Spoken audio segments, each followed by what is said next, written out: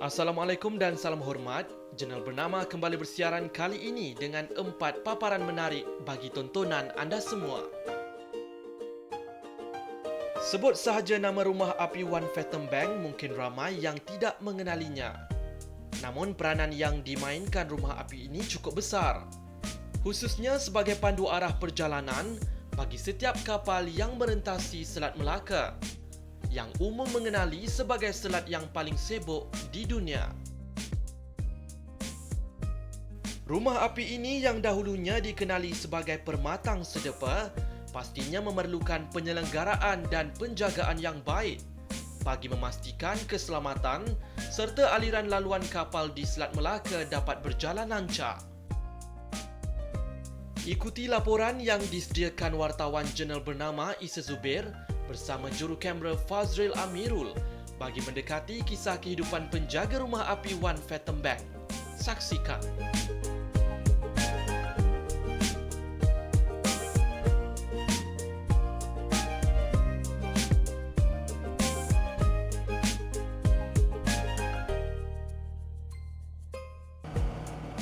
Perjalanan saya dan juru kamera menuju ke rumah api One Fathom Bank mengambil masa hampir 2 jam setengah, walaupun jaraknya cuma 48 km dari Pelabuhan Kelang.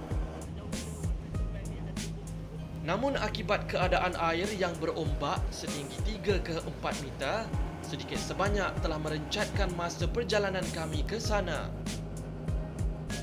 Walau bagaimanapun, segala perasaan letih dan gusar ketika mengharungi perjalanan yang mencabar di tengah lautan bertukar ceria apabila rumah api One Fathom Bank terlihat di depan mata.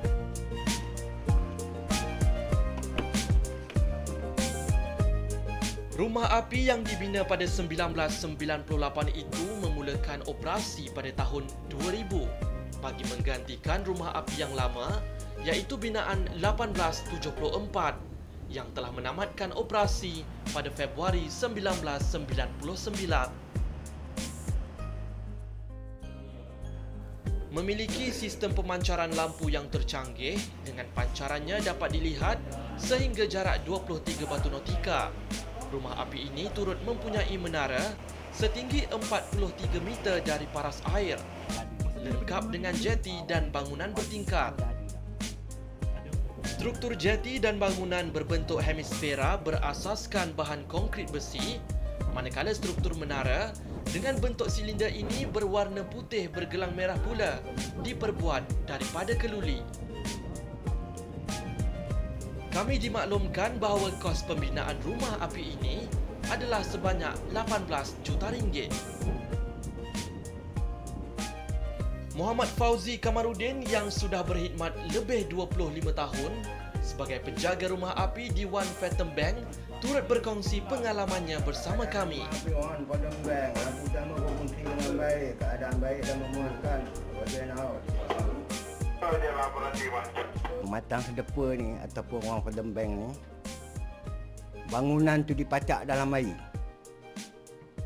Mungkin antara Thailand, Indonesia kita ajalah ada, kita pun adalah. Jadi di Selat Melaka ni,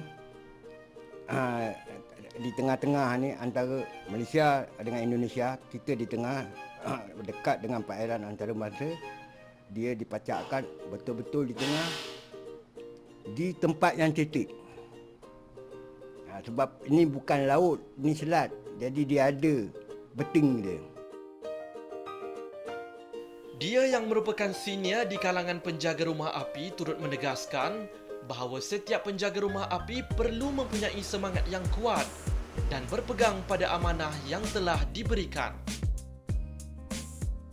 Kita diamanahkan untuk memikul tanggungjawab yang bukan semua orang boleh pikul. Walaupun hari raya kita ditugaskan, alhamdulillah kita pegang, kita jalankan. Kita jangan malukan jabatan kita. Kita pegang, kita berkhidmat demi negara. Dari segi persediaan sebelum memulakan tugas, dia pertama kesihatan kita, kedua barang makan kita. Janji komplit cukup lah. Seorang lagi penjaga rumah api, Nizam Bahari, yang bertugas lebih 10 tahun di rumah api ini berkata, setiap rumah api memerlukan penjagaan dan penyelenggaraan yang rapi bagi memastikan ia dapat berfungsi dengan baik.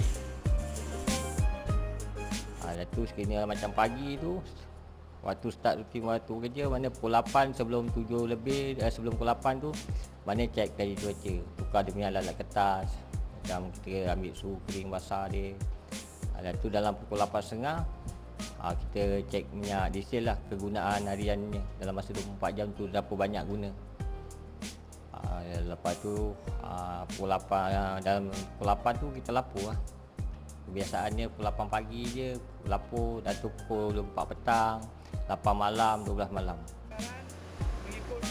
Ujarnya bagi rumah api One Phantom Bank, hanya 6 orang ditugaskan untuk menjaga rumah api ini. Dia turut memaklumkan kepada kami bahawa kedudukan lampu rumah api One Phantom Bank adalah setinggi 73 meter dari paras laut. Malah lampunya turut mengeluarkan cahaya 800 watt dengan 4 kerlipan bagi setiap 15 saat dan terpasang secara automatik mengikut waktu yang ditetapkan. Pada waktu siang, rumah api dijadikan penandaan kawasan. Manakala pada waktu malam, ia berperanan sebagai pandu arah kapal yang merentasi Selat Melaka.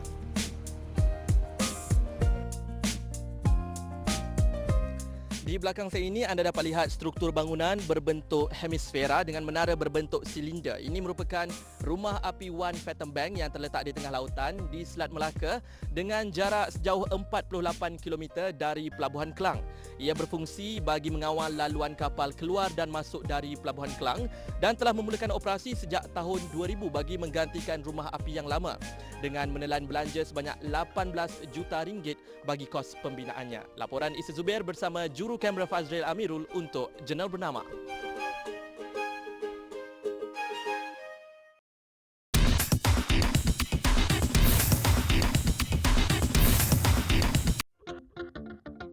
Bicara isu semasa.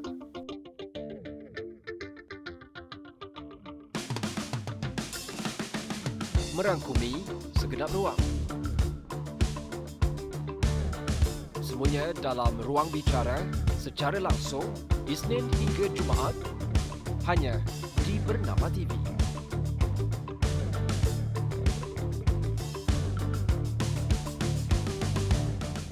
Pengantaran penyata dan pembayaran GST bermula 1 Mei 2015 bagi tempoh bercukai bulanan dan 1 Julai 2015 bagi tempoh bercukai setiap 3 bulan sekali. Sekiranya tempoh bercukai anda setiap 3 bulan, tempoh bercukai pertama anda mungkin berbeza. Pastikan tempoh bercukai pertama anda sama seperti di surat kelulusan pendaftaran GST. Pembayaran GST boleh dibuat melalui 3 cara. Pertama, online, portal GST, gst.customs.gov.my, log masuk ke akaun TAP dan ikuti proses seterusnya. Kedua, melalui bank terpilih. Ketiga, melalui pos kepada Pusat Pemprosesan GST. Poskan cek dan bocor bayaran kepada. Ingat, sila cetak resit pengesahan untuk simpanan dan rujukan. Kegagalan anda menghantar penyata dan membuat pembayaran GST boleh dikenakan. Jalankan tanggungjawab anda sebagai pembayar cukai. Halo, apa kabar pemirsa? Salam dari Jakarta. Sebuah program kerjasama Kantor Berita Indonesia Antara dengan Kantor Berita Malaysia bernama kembali hadir menjumpai Anda.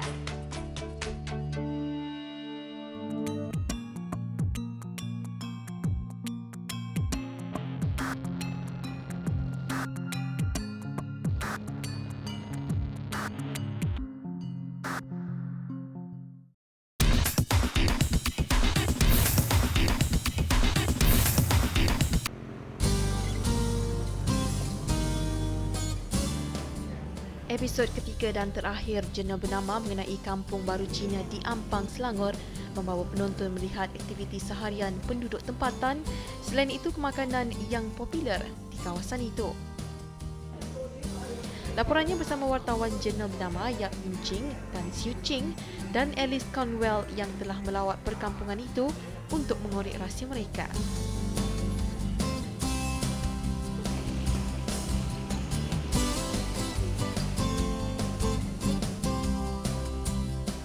Gelanggang bola keranjang merupakan tempat yang sering dikunjungi penduduk kampung baru Cina Ampang pada setiap petang. Dan ketika golongan muda bermain bola keranjang, warga emas mula bermain catur atau berbual bagi mengeratkan hubungan antara mereka. Ini sekaligus mewujudkan semangat kenciranan yang sihat di kalangan penduduk. Kampung Baru Cina Ampang bukan sahaja terkenal dengan tokong 9 Maharaja Dewa, bahkan ramai pelancong tempatan juga singgah untuk menikmati makanan yang terdapat di sini. Satu daripada hidangan itu ialah Yong Tofu. Ia merupakan sejenis hidangan yang berasal dari masyarakat Cina Hakka pada tahun 1960-an. Pemilik kedai Yong Tofu, Fong Fong, Chong Yu Sing, merupakan generasi kedua yang mewarisi kedai Yong Tofu ini. Perniagaan ini sudah bermula dari 1974. Sudah mau jadi 40 tahun nak. Dan ini meneruskan dari bapa saya. Walaupun Yong Tofu bermaksud tahu sumbat, tetapi hari ini pelbagai sayur-sayuran turut digunakan untuk menjadikan hidangan ini lebih istimewa.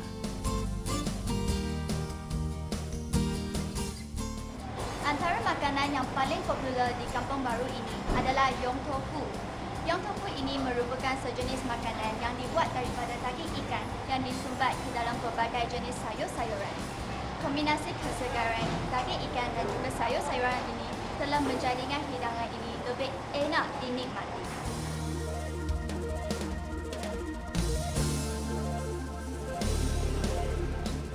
Selain Yong Tofu, nasi ayam juga merupakan makanan yang popular di perkampungan itu. Pewaris restoran Lok Yun Ampang, Fang Weng Jun berkata, perniagaan ini merupakan hasil titik peluh datuknya. Walaupun Fang memiliki segulung ijazah dari sebuah universiti di United Kingdom, beliau masih sanggup pulang ke Kampung Baru Cina Ampang untuk mewarisi restoran ayahnya. Yes, everyone also have their own ambition, their own career. But then I can think that what comes to my mind first, because this is the business that my dad runs for so long. All my funds for my study, my living expenses, everything comes from here. Why don't I secure this business and put everything on track before I pursue my own dreams? Perniagaan nasi ayam ini telah dijalankan selama lebih 50 tahun. My hope for now is, first of all, don't ruin this business. It's something that I have to bear in my mind. So we have to practice careful in everything. I have to keep my grandfather and my father promise to our customers. Do our best, serving the best. Terdapat ramai di kalangan golongan muda telah meninggalkan kampung baru ini untuk melanjutkan pelajaran dan mengejar impian mereka sendiri. Dan ramai juga daripada mereka yang berpeluang untuk berhijrah dan menetap di bandar lain kini jarang pulang ke Kampung Baru Cina ini.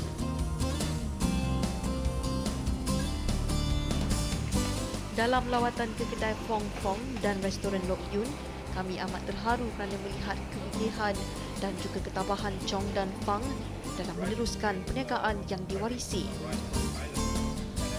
Kehidupan dan tradisi penduduk Kampung Baru Cina Ampang ini masih diteruskan dan dikekalkan. Semangat keciranan masih tinggi di kalangan penduduk. Selain saling mengenali, mereka juga memperhatikan sifat bantu-membantu dan mengambil berat antara satu sama lain. Namun penduduk di sini mengharapkan agar beberapa kemudahan asas di sini dapat dibaik pulihkan bagi mengekalkan kesejahteraan perkampungan ini. Antaranya, jalan di kawasan perumahan ini diperluaskan, sistem pengaliran yang efektif serta kemudahan asas yang dinaik taraf. Selesailah misi kita hari ini walaupun penat, tetapi berbaloi untuk mengetahui segala ini. Dalam lawatan kami hari ini, kami telah banyak mempelajari tentang sejarah dan juga cara kehidupan penduduk yang berada di Kampung Baru Cina ini. Betul tu. Dan Kampung Baru Cina Ampang ini mempunyai banyak kenangan yang bermakna bagi generasi akan datang untuk menjaganya agar tak lapuk dik hujan, tak lekong dik panas. Sekian daripada kami, saya Tan Sui Cheng, saya Yap Bing Shing. Dan saya Alice Conwell, Jena Bernama.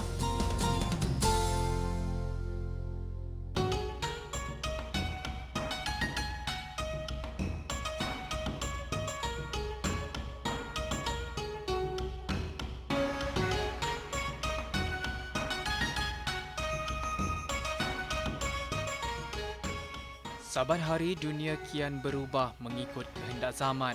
Dengan penduduk di muka bumi ketika ini dianggarkan lebih 7 bilion orang yang merangkumi pelbagai kaum dan masyarakat. Biarpun dipisahkan dengan gunung ganang dan lautan, setiap negara di dunia ini mempunyai warisannya yang tersendiri. Warisan yang diperturunkan dari generasi ke generasi ini merangkumi pelbagai sudut yang bukan sahaja tertumpu pada budaya semata-mata. Bahkan bangunan atau kehidupan unik sesebuah masyarakat juga menjadi kebanggaan untuk diwariskan. Begitu juga dengan Chinatown, di mana setiap pelusuk dunia ini mempunyai pekan kecil yang dibangunkan khusus oleh kaum Cina yang merantau di seantero dunia. Ikuti kupasan mengenai Chinatown di Malaysia yang disediakan oleh Gerard Joseph Shaki.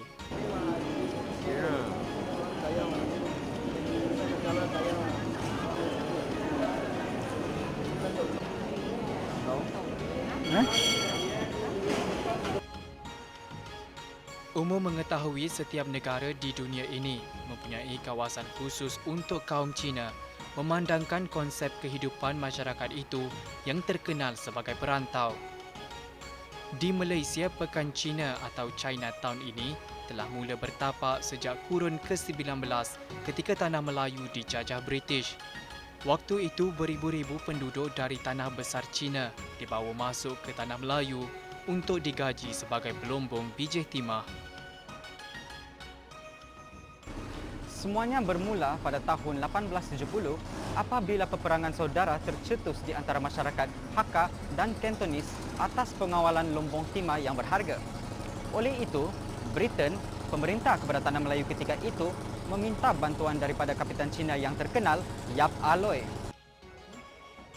Selepas kematian Yap Ah Loy pada 1885, kerajaan memindahkan Chinatown ini dari Medan Pasar ke Petaling Street. Ia ditempatkan di kawasan yang tinggi, memandangkan kawasan sebelum itu sering ditenggelami banjir memandangkan lokasinya yang berdekatan dengan Sungai Klang. Terletak di tengah-tengah kesibukan kota, Petaling Street mencakupi laluan sepanjang 1 kilometer.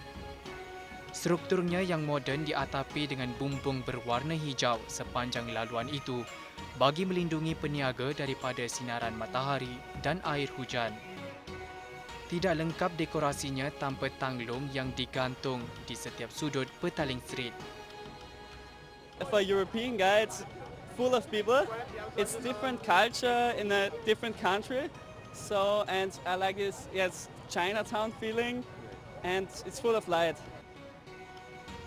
Sejarah Kuala Lumpur tidak akan lengkap tanpa adanya keunikan Petaling Street. Cukup dikenali sebagai antara lokasi tumpuan pelancong tempatan dan antarabangsa dek kerana pelbagai jenis barangan boleh didapati di sini. Ibarat mini China di Kuala Lumpur, bangunannya yang bercirikan seni warisan lama dapat menyajikan pemandangan menarik buat penggemar atau kaki memberi belah. Bukan sahaja terletak begitu strategik dengan hub pengangkutan moden seperti bas dan tren LRT, Petaling Street juga dikenali sebagai tempat menjamu selera khususnya bagi kaum Cina. Menyebut mengenai kemudahan penginapan buat pelancong, Petaling Street menawarkan banyak hotel bajet, asrama dan bilik sewa buat pengunjung tempatan mahupun antarabangsa.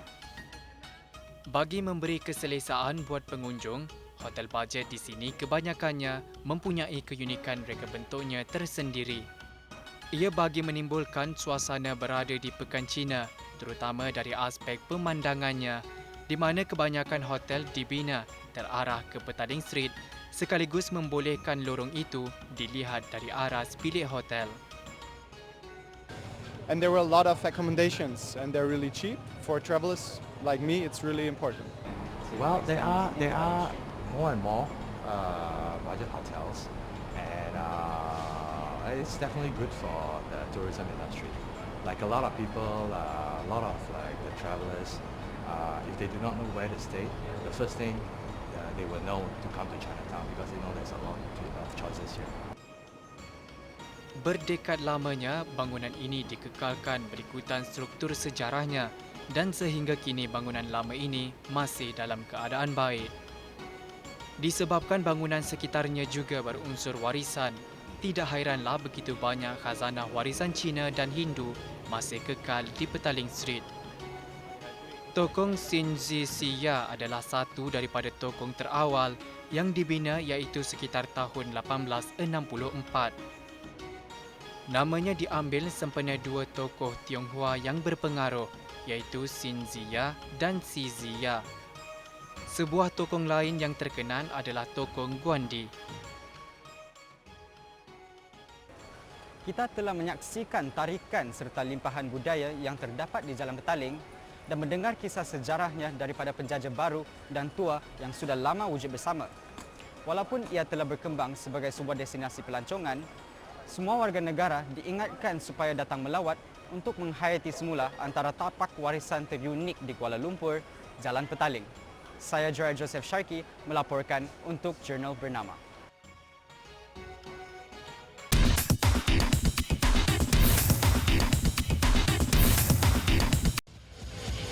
Bernama Today, a daily lifestyle morning variety talk show that touches on current topics in Malaysia and around the world, also featuring compact interviews with guests from various backgrounds. Don't forget to tune into Channel 502 live from Mondays to Fridays.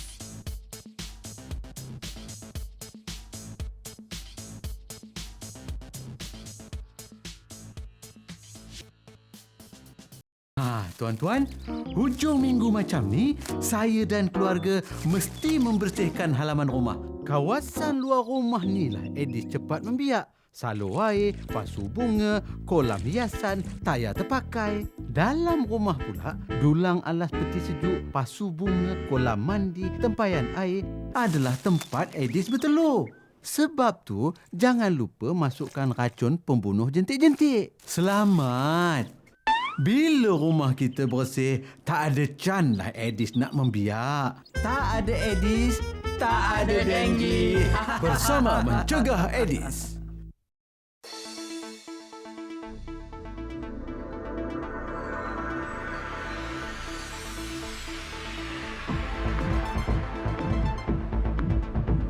Menongkah batasan masa. Mengupas isu semasa. Jadi saluran pelbagai suara. Segalanya baru dan benar di Berita Bernama TV.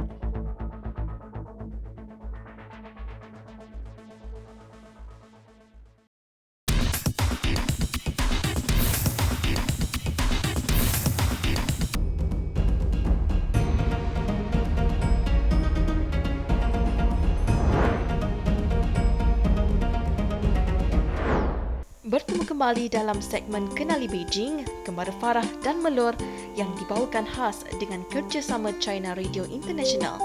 Pada minggu ini, Farah dan Melur akan menceritakan mengenai keenakan makanan segera popular di China iaitu lemping jianbing. Jom saksikan.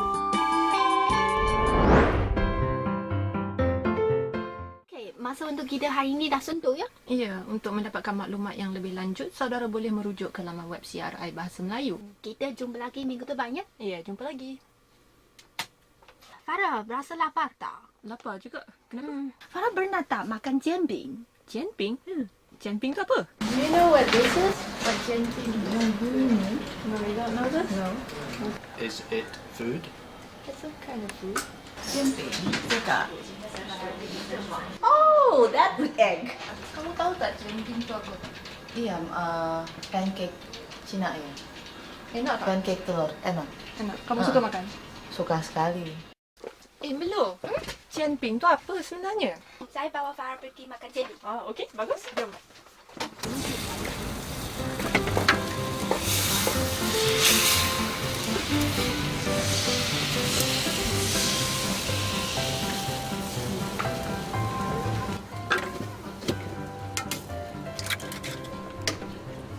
Sebab saya tak pernah makan jianping sebelum ni, Melo pun bawalah saya ke sebuah gerai jianping. Inilah kali pertama saya tengok macam mana orang buat jianping. Barulah saya tahu, jianping itu sejenis makanan segera yang dibuat daripada tepung dan telur dan intinya pula beberapa jenis sos, daun bawang, daun sup, roti rangup. Kalau tengok makcik buat, nampak macam senang je kan? Jadi saya pun nak cubalah buat juga. Jom kita tengok, berjaya atau tidak. Tengah. Okey. 别拿这个拿这个，轻轻的刮，别着急，别着急。本来还想看，刮越刮刮刮。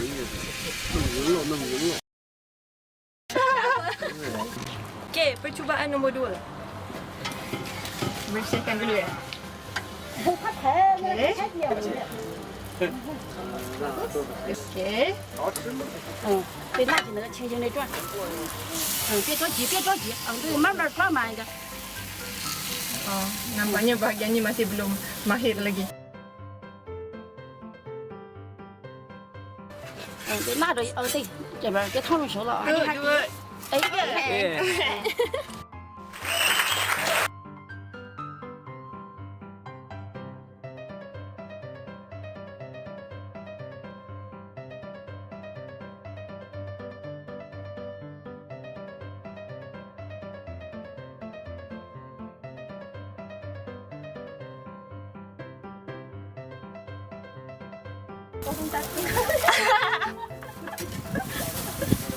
Hancur.